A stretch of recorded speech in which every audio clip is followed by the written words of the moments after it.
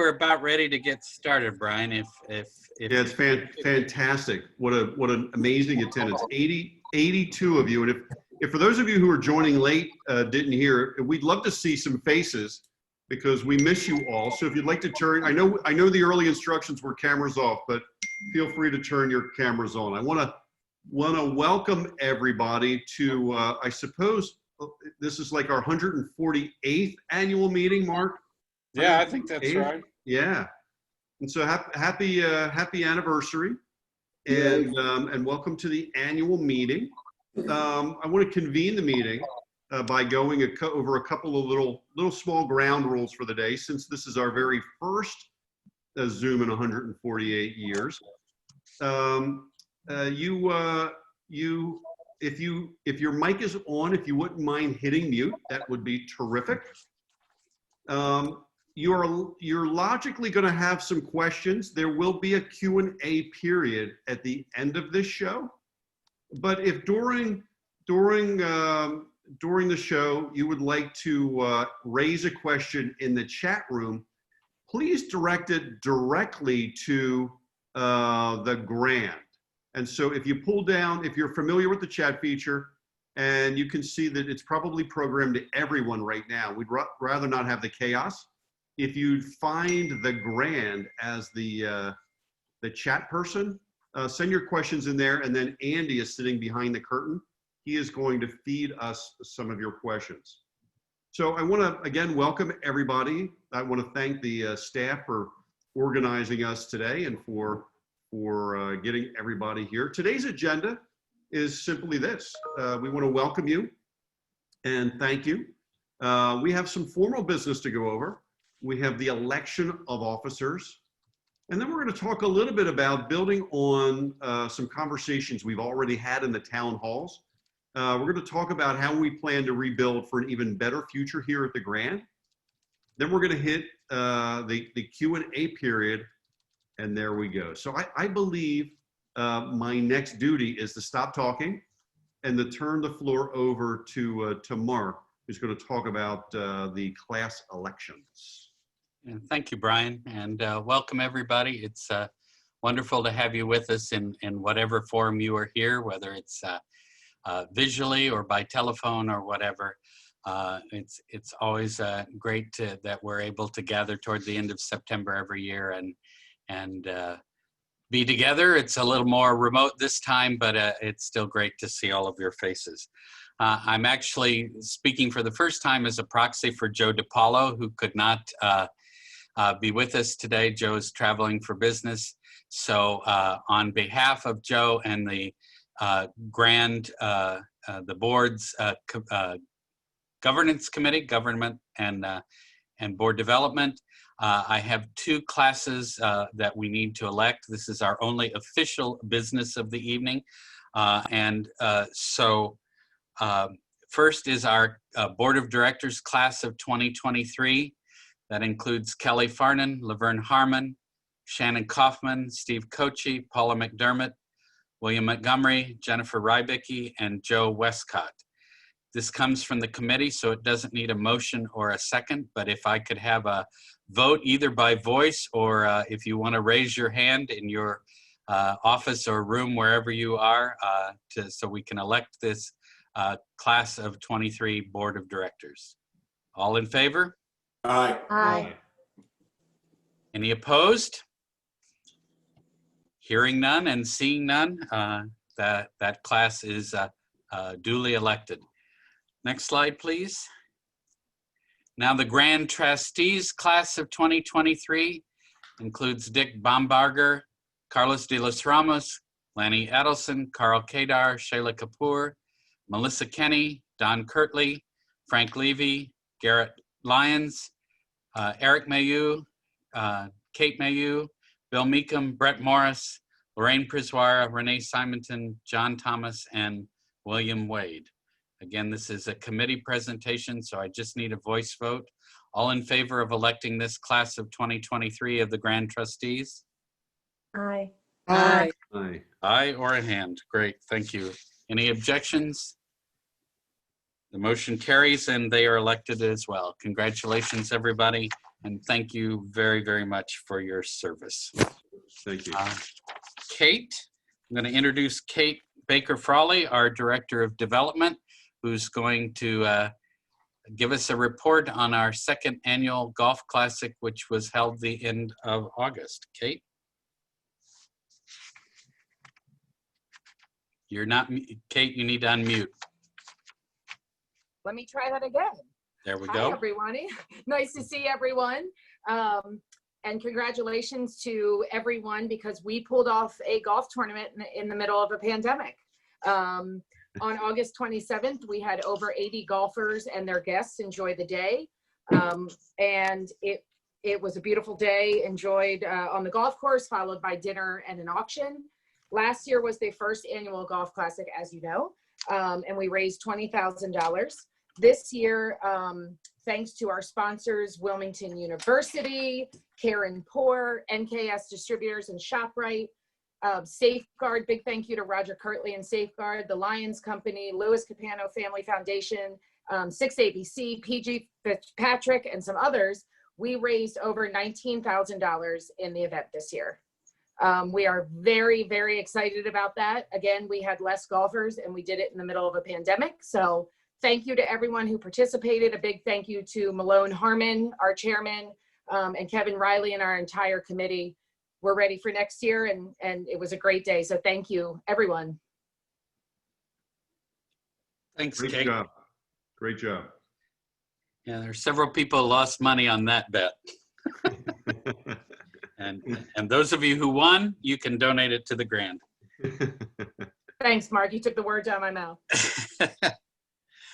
So it will not be a surprise to anybody that the next portion of the program, which is kind of our annual year in review, is a little different in tone than we have had in previous years.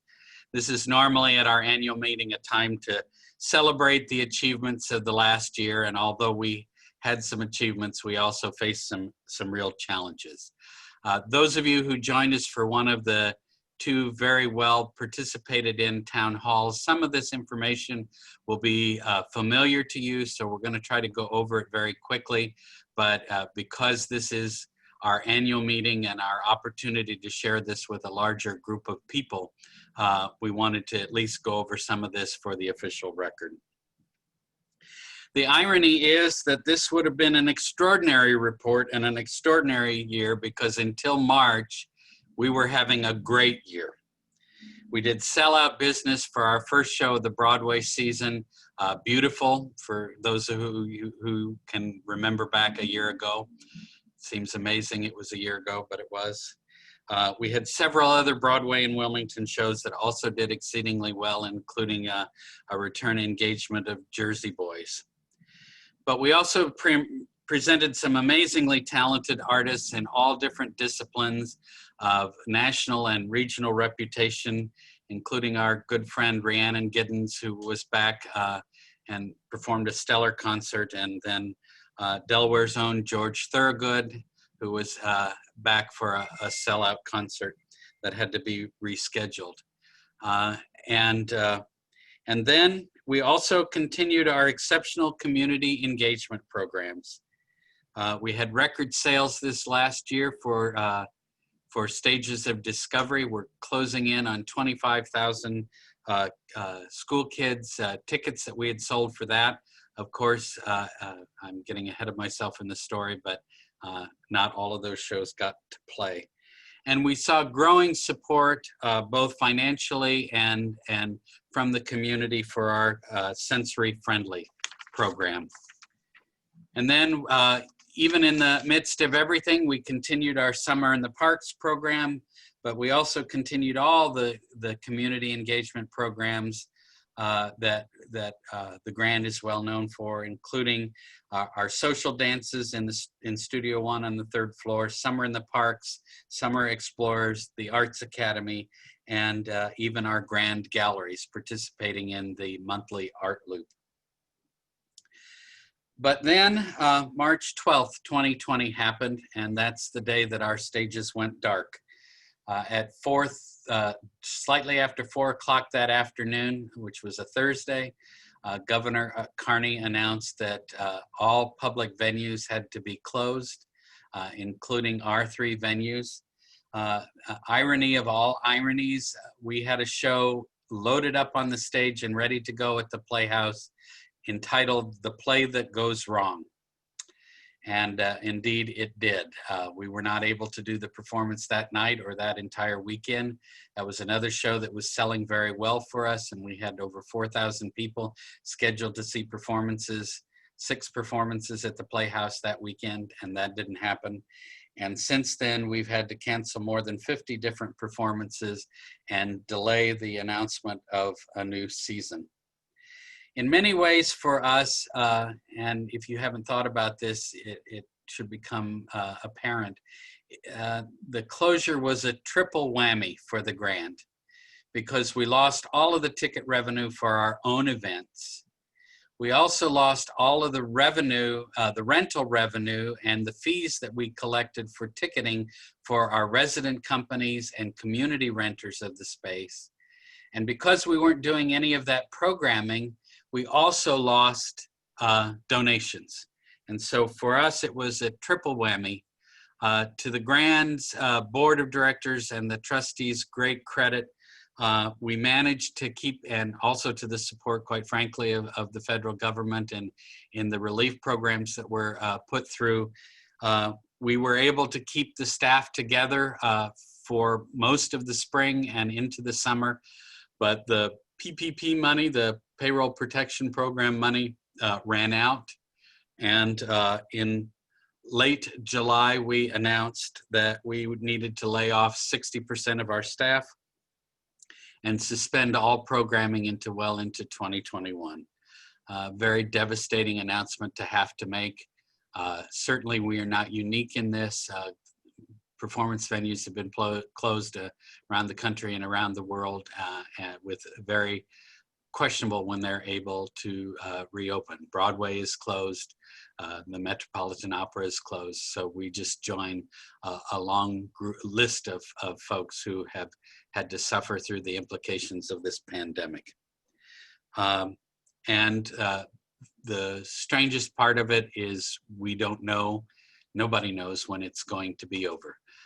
We're planning for the eventuality that we will reopen as soon as we can, safely, and with artists and audiences and staff all being protected. And we're working on all of our plans to be able to do that, but we don't know when that's going to be.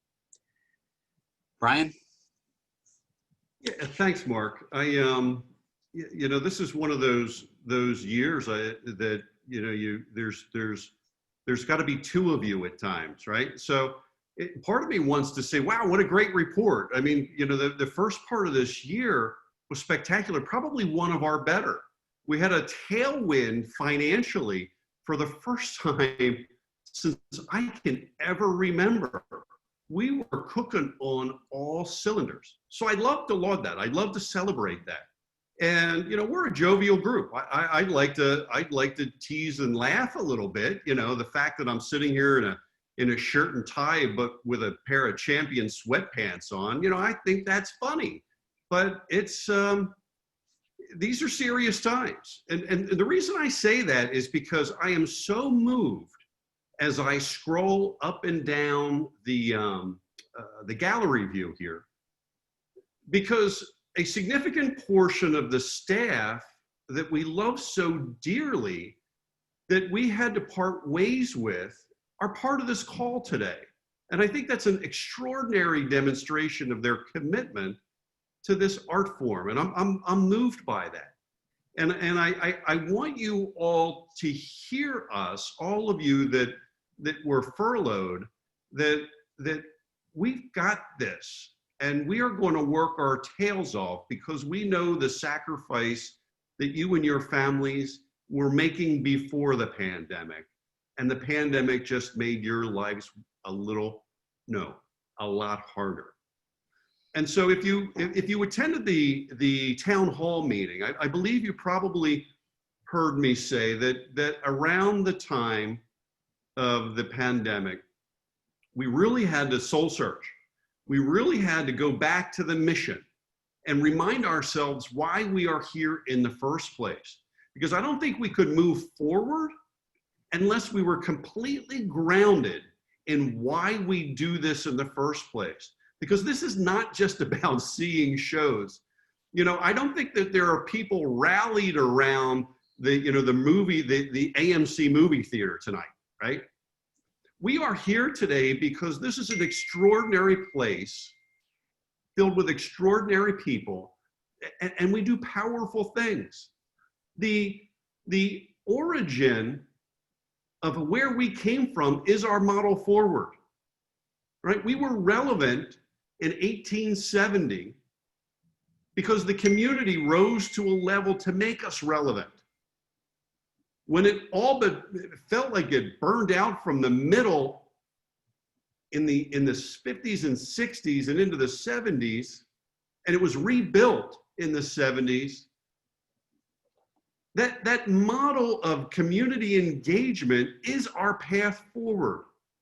And that's important because we're looked to as leaders now, like it or not. People are looking at exactly what we were doing. Number one, to see if there's still hope in the arts, and there is.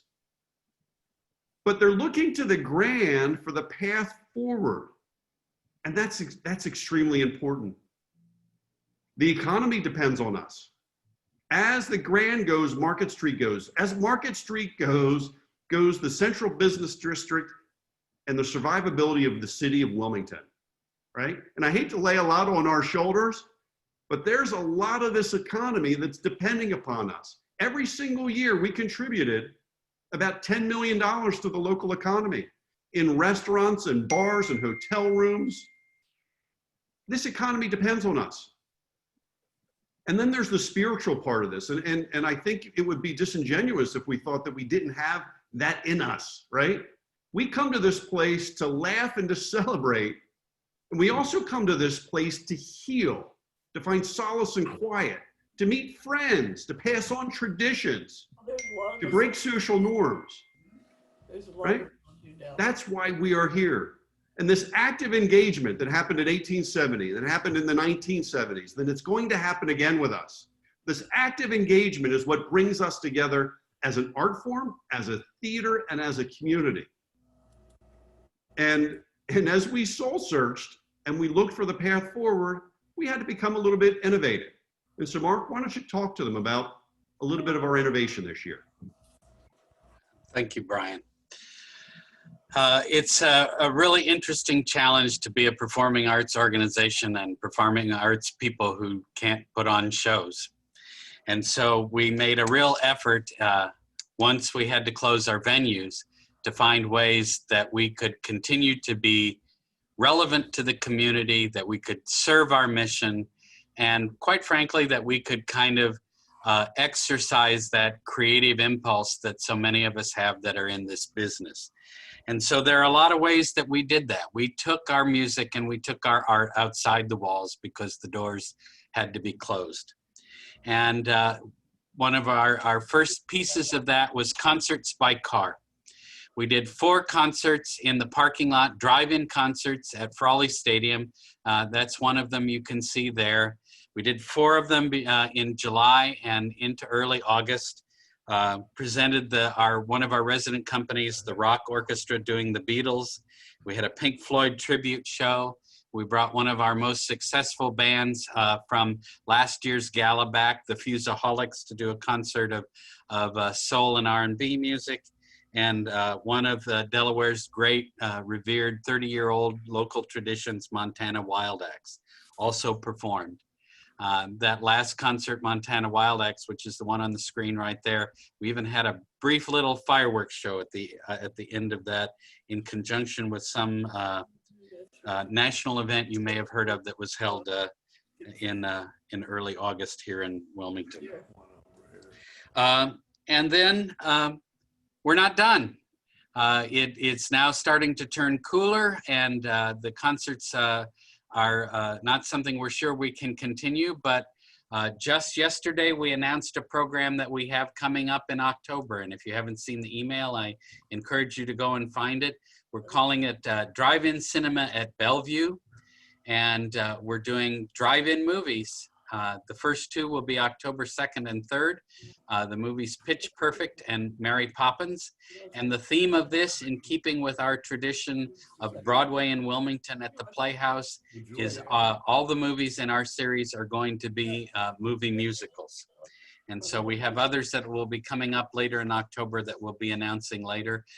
We announced this yesterday and put it on sale, and we're already off to a good start. But we also kept our Summer in the Parks program going. We had to make some changes in that because we couldn't do the same level of programming in the middle of the pandemic, but we did continue our live concerts in a variety of parks throughout Wilmington. This is Jay Street Jr., one of our local musicians who's performing here in Father Tucker Park. And this kept our partnership with the city going. I think this is now our 7th year.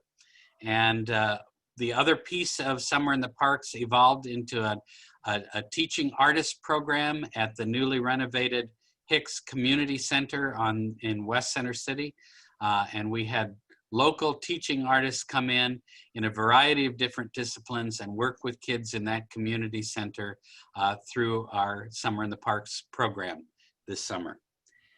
And we also took our mission online when we couldn't meet people in person. We tried to provide content digitally. One of the things that we did was very popular, and we have continued that tradition into the fall, is we're sending out an email every week to our audiences, to our patrons, giving them things to look at as far as entertainment that they can't get at the Grand, but they can get elsewhere, to tell them what we're up to, and to continue to maintain that strong relationship that is so important to us. But beyond that, we launched several new programs and brought back a couple of others. Allison Sands in our community engagement department did a set of stories where we read stories that would have been presented in this year's Stages of Discovery School Matinee program, and read them so that on tape, and so that people could see those online and enjoy them with their kids. We worked with our friends at WHYY Public Television in Philadelphia. Over a number of years, they had recorded a set of programs, 14 of concerts at the Grand, as part of their series that's now been discontinued, called On Tour. They played, the program was a combination of concert footage of artists who were coming through the area, and also sit-down interviews with those. We had 14 of those that had been created with artists that had performed at the Grand, including Melissa Etheridge, Pink Martini, the band War, George Thorogood, and WHYY had all of these programs archived on their website, and so they made them available to us. So it was a way that people could have a concert experience and at least see the inside of Copeland Hall and the Baby Grand if they couldn't be there in person. And we also tried to stay connected to the community through a variety of town halls. This is one that we did with Delaware Online and the News Journal to kind of give the community a sense of what was going on with the arts. And then, as Brian had referenced earlier, we did our own town halls with members, our key stakeholders, to let them know what was going on leading up to the announcement that we're going to make this evening. Brian. Yep, I had to take myself off of mute. Yeah, but there's clearly still a lot of work to be done. I think we laid a lot of this out in the basics in the town halls, that we have a deficit. But this is a theater that's created by people for people. This is not some third party that's come to town and puts on shows.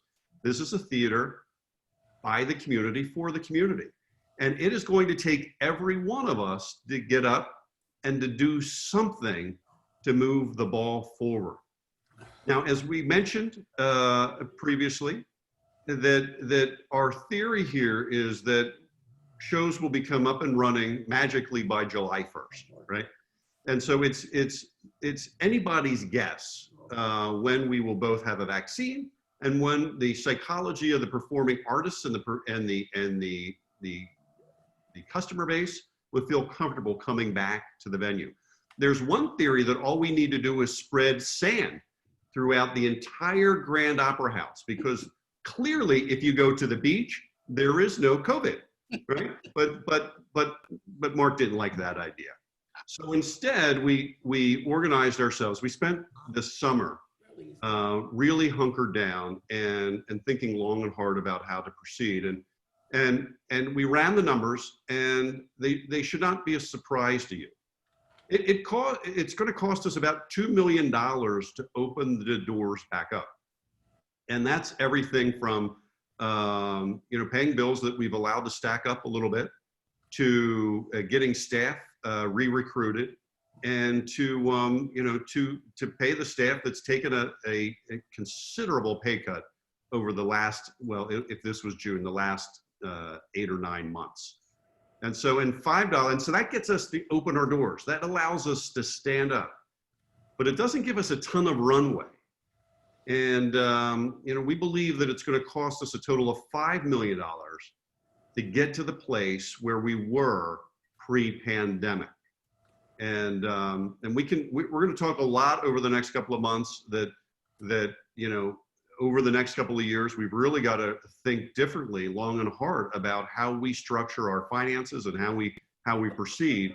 But there's a tremendous amount of urgency right now on standing up, opening those doors, and getting back to the place where we were the day before COVID. Mark? So to that end, tonight we are announcing what we are calling the RISE campaign. And this is a campaign to raise the $5 million necessary to restore us to the health that we had at the beginning of 2020. And RISE stands, there are 4 letters, and that's rebuild. We need to rebuild our financial capacity that was depleted to keep us open. Invest. We need to invest in our entire community by deepening our commitment to diversity, equity, and inclusion. Strengthen. We need to strengthen the efforts of the Grand through the staff and the resources that we have available to maintain the programs and the shows that people are used to seeing and expect from us. And empower, by investing in these venues, our 3 venues, so that they can continue to provide an atmosphere that we can offer these services and that we give to the community. So RISE, rebuild, invest, strengthen, and empower. And this is our logo for the RISE campaign, with a campaign goal of $5 million. As we looked to figure out how we were going to do this, we needed to start with leadership, and I'm pleased to announce that our own board chairman, Brian DeSabatino, has also agreed to chair the RISE campaign committee. And Brian, I'd like you to introduce your team to us. Yep. First, before I do that, I do want to pay a tremendous compliment to the staff and to the development committee. Over the summer, they not only visited those core values, they focused really hard on, if we are going to raise money, we have to be purposeful about that. That's where this RISE campaign came from. And I also want to tip my hat to Chris Jones, who isn't going to get a lot of airtime for the first time ever at an annual meeting, because unfortunately, I think we know where our financial situation is. But Chris and the staff have been working diligently to squeeze every nickel out of our expenses every week and every month, so that in the event that we need to sustain ourselves a little bit longer than that July 1st date, that we can. And so I really want to tip my hat to that. And so Mark introduced the RISE campaign that we are very excited about. This is a doable campaign, $5 million, believe it or not. If you're not familiar with campaigns, $5 million is a manageable number. $2 million especially to get open, and $3 million to finish it up. Absolutely manageable. And I'm really excited because there's some folks that have agreed to step up and lead this campaign. And I'd like to introduce them, as Mark said. From our board of directors, a gentleman that you all know, he performs sometimes at the Grand Opera. It's not Harry Connick, but it's Fred Dawson. So I really want to welcome and thank Fred Dawson. A person who is the only person that's as famous as Fred Dawson, because she is friends with the group War. And that is Enid Wallace Sims. And Enid, thank you for agreeing to shape this campaign. And from the Chemours Company, Shannon Kaufman has agreed to join us as well. And Shannon, we really look forward to your leadership. For those of you in the audience, and by the way, we have 100 people in the audience. If we could open up the box office tonight, we could officially have a show tonight. So 100 participants on this Zoom call.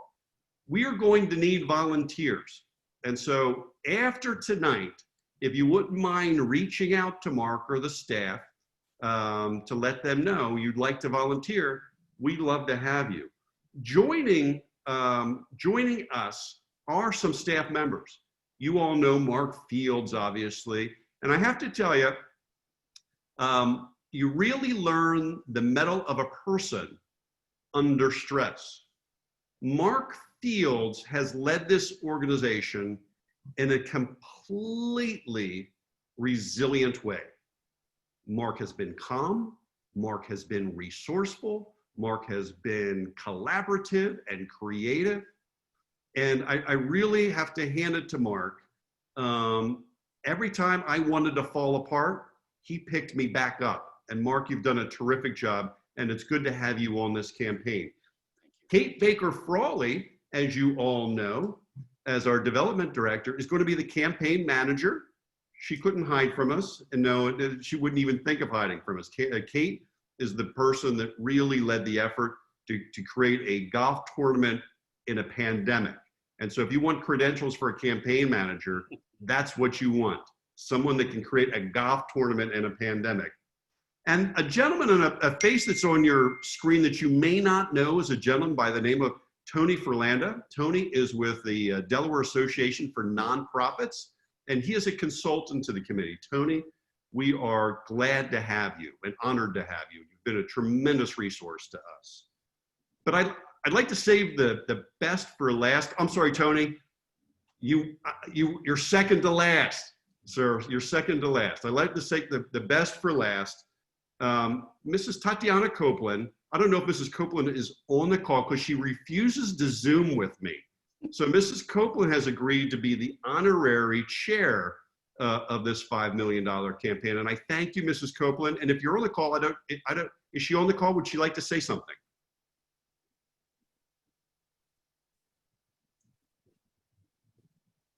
We thought she was here. Is she here? She's playing coy with me because she told me she would never get on a Zoom with me. Mrs. Copeland, you have to hit unmute. Maybe she's not. But I want to thank Mrs. Copeland. And if she does join us a little later, she has permission to interrupt. Brian, before you move on, why don't you let Tony say a little bit about himself, just since he's not known to us. It'd be great for him to tell us a little bit about himself and his work and what his experience has been with the Grand so far. Great, thank you, Mark. Thank you, Mark. Thank you, Brian. Tough to follow Brian because he is so passionate and eloquent. I am with Dana Delaware Alliance for Nonprofit Advancement. I am the Director of Consulting. I've been working with Mark and Kate since January. I've been working with Mark and Kate and Brian and Roger and Andy and a handful of others for the last several months, trying to get ready for today. And our work will continue as we try to get ready for the RISE campaign.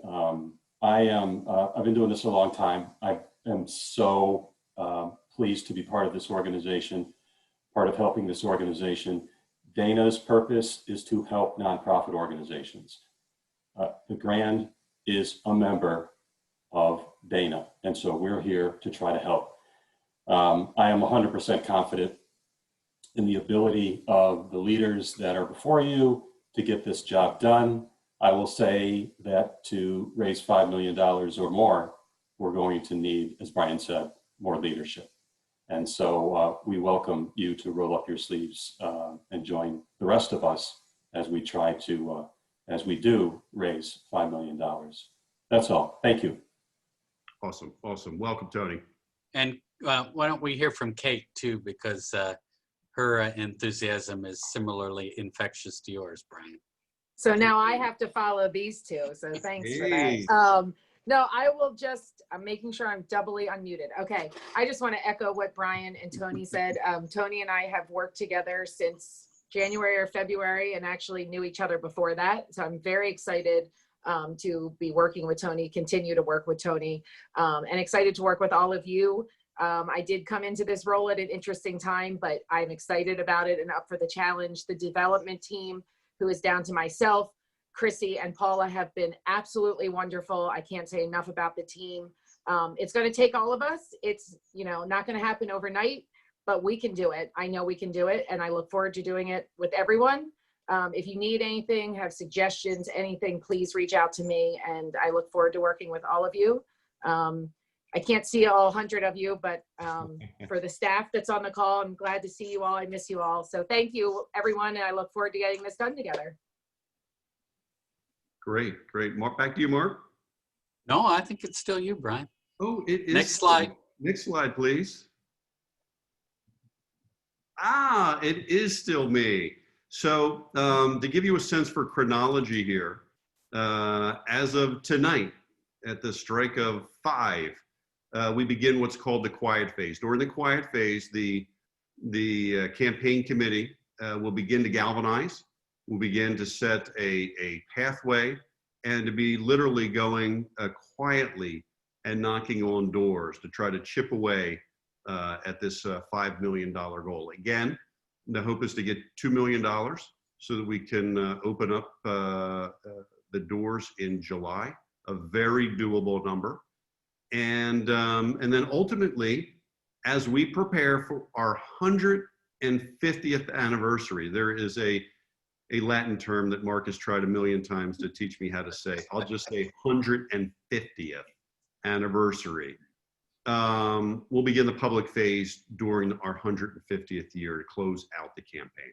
So thank you to the leadership of the campaign team, and thanks to all of you who are already pinging Mark to join up as volunteers. Thank you. And what's the significance, Brian, of December 2021? December. It's the actual anniversary. Oh, you know what? Nobody tells me anything. So December 22nd, 2021 is the 150th anniversary of the Grand's first opening, first public concert. Wow. And that SAT word you were looking for is sesquicentennial. Yeah, thanks. In front of all my friends. Sesquicentennial. Okay. Now it's your turn. All right. So that's our presentation so far. Thank you for your time and your attention during this. But we do have I'm going to ask Brian to close the meeting in a few minutes, but we have time for some questions and open discussion here. If you want to raise your hand, Andy is our AV maestro behind the scenes, and he will acknowledge you. Or if you just want to send a question in the chat function of Zoom, just send it to the Grand, not to everyone, and then Andy can forward those questions, present those questions to us. So Mark and Brian, one of the first questions out there is the 2 million part of the larger 5 million or in addition to? That's a good question. The 2 million is the first of the 5 million. So it's not a $7 million total, it's a $5 million total. Great question. David Hamilton is curious, do we know what the first show was 150 years ago at the Grand? Oh, Ask Skip, he was there. I actually have the Grand Experience book behind me. I could run and grab it, but I'll get you that answer, David. We know what it is. I just can't tell you off the top of my head. Mark, there's a question here about if we know any plans about this year's Grand Gala. We were hoping very much to be able to make an announcement. We're working on what we think is a very innovative and entertaining plan for how we're going to celebrate the Grand Gala this coming December, the gala was supposed to be December the 5th. Obviously, we're not getting together for a concert and a party that night. We are very close to having all of the details wrapped up, and it will be a very different experience than it has been in the past, but we're very pleased with how the details are coming together, and we hope to have an announcement in the next 2 weeks. We really wanted to be able to tell you today, but there are a few T's that haven't been crossed and I's that haven't been dotted yet. There's a question here, what in the immediate can individuals do to help the Grand outside of making a donation? Well, obviously a donation is important, but you need to get the word out. This is important. The Grand is not closed and is not closing. We're not able to do performances, but the organization still exists. We continue to do programs. We will continue to do things during the winter. And unfortunately, it has gotten out there to people that somehow, as rumors always happen, that we're closed, and that is not true. So if you hear that, dispel that rumor. You don't need to wait till you hear it. You can let people know the exciting things that the Grand is doing and what the Grand needs to do to raise the money to be able to reopen. And I'm going to let Brian take the next question because I have Mrs. Copeland on the telephone. So one moment, please. Brian, go ahead. You better mute. So let me just follow up on that question before we get to the next one. And that is, unfortunately, there isn't something for everybody to do every day. And I really feel very fortunate by virtue of the fact that when we needed your advocacy, you raised your hands and you got engaged immediately. And so many of you reached out to Matt Meyer as an example when we needed some advocacy at a very important time. And I can tell you from our meetings with the county, that went a long way. So just sit tight. There will be times when we ask you to, I'm glad Mark's laughing. There will be times when we need you, and that advocacy is step one. So how about the next question? There's a question here about it would be useful to understand where that $5 million number comes from and what it will be used for. Yep. So let me pull my notes out here for a second. The $2 million really covers a couple of things related to staff. And so we asked the staff that is existing to take a substantial pay cut. And so it's restoration of their pay. And secondly, our hope is to be able to recruit the staff that left back so that there's some incentive to recruit the other staff back, and some money in there for training for those positions that we could not refill with the former staff. And there is, again, I think I mentioned, we have mounting bills that we have been paying for on credit that we need to make sure that we get that all tidied up. As we move forward, what you may not realize is that we had a source of recurring revenue in the form of investments that was able to spin off a couple of bucks not more than a couple of bucks every year.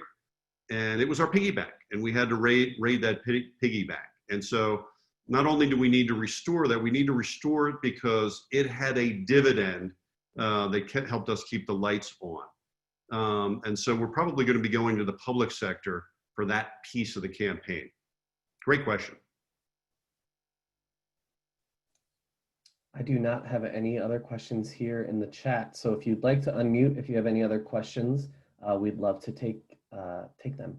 If I could just follow up on Brian's response to that, just a little more detail. In addition to what Brian laid out, we also, we have a line of credit that needs to be retired. And when we reopen, we want to reopen with a cash reserve, something that we haven't had in recent years and that we think is fundamentally important for good governance going forward. So that's in the 2 million. And then you add to that the money that we took out of our endowments gets us to the $5 million. And I do have a message to everyone from Mrs. Copeland. That was her on the phone. She reiterated why it was that she doesn't like teleconferences and Zoom meetings and things like that, because she was trying to speak and the technology did not cooperate with us and with her. She told me that we missed one of the most impassioned speeches about the arts and the Grand that had ever been delivered. And so that's our loss. But she just wanted us to know that she is on the meeting. She is listening. She's pleased to be a part of the campaign and to work with all of you to get the Grand back to where it needs to be. Awesome. So thank you on behalf of all of us, Mrs. Copeland. Thank you, Mrs. Copeland. Great. No more questions, Andy? Nope. Okay. Just a couple of things I want to mention before I give it back to Brian to close this up here. If you haven't done so already, please address your support for the Save Our Stages program, which is one of the federal pieces of legislation that's under consideration, that is money that's specifically earmarked for the live entertainment industry. When we send the recording of this meeting out to everybody who participated or who was invited, we'll give you that link again so that you have it. But make your voice heard. It makes a difference. And that legislation is directly supportive of live entertainment, and we will qualify for that support. I also want to thank Andy Truscott, our Associate Director of Marketing, who has been driving the Zoom bus tonight and keeping everything organized and running the slideshow. And he actually put the slideshow together too. So thank you, Andy, on my behalf and everybody else for the help you brought to this meeting. So Brian? Great, great. Well, thank you, Mark, and thank you, everybody. I want to wrap by just reviewing a couple of reasons that I just love the Grand. The imagery that comes to my mind are the special moments that we have at the Grand. It's everything from, if Mrs. Copeland was on the line, she'd be telling the story about how she and Garrett had their first date. It's moments like having Jill Biden, the wife of the vice president, on the stage with us. It's about having Michelle Obama in our theater. It's about me coming to the theater as a little kid with my mom and going to Broadway for the very first time, and then growing up to be an old guy and taking the children of my niece, all dressed up like Dorothy, to see The Wizard of Oz, only to be outdone when I looked across the aisle and saw poor Joe Westcott covered in popcorn because he had one too many kids in his cadre. And it's the images of the lone child that had the first opportunity to attend a show because we made it sensory friendly. It's the images of Jay Street's son in our parks, bringing what we do out to the community. Again, a multi-generational shift. And when we look at multi-generational, there was nothing more striking than just before the pandemic hit. I got the chance to stand in the Baby Grand and hear the kids that came to see Sweet Honey in the Rock perform for us. Then they went to the show to see the group that they had always wanted to see. And we made that accessible to them.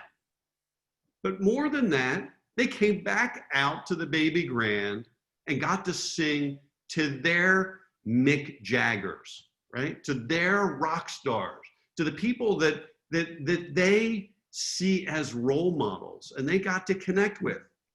Because of the generosity of this community, we made those special moments happen. We pass this along from generation to generation. This isn't the AMC theater. This is something that is tectonic in importance for you, for generations to follow you, and for your neighbors. And so for that, I want to thank you for coming to the first and hopefully last ever Zoom-oriented annual meeting for the Grand. I call this meeting to close. Thank you all. Thank you very much. Be well.